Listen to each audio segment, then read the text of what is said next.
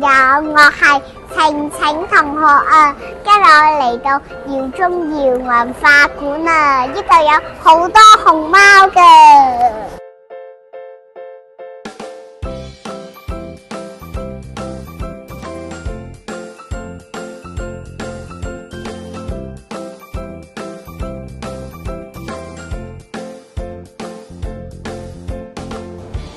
各位小朋友，你睇下，呢啲全部都係安泰叔叔整嘅作品嚟㗎。佢係用啲我哋用完啦，譬如嗰啲細紙啊，或者你飲完嘢嗰啲罐頭啊，整成個，睇下幾靚，幾犀利！佢哋用呢啲嘢嚟整成，哇，好靚啊！你係咪覺得好特別，好特別咧？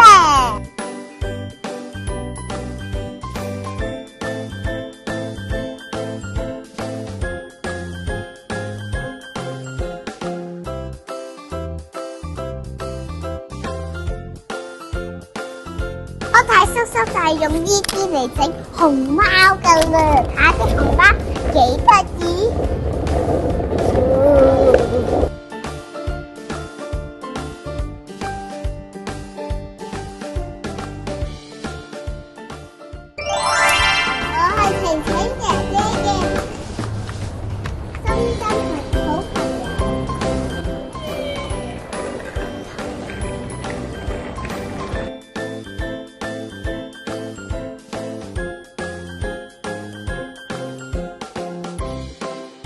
好啦，如果你想睇多啲我嘅影片，記得要訂閱我嘅 channel 啦，下次再見啦，拜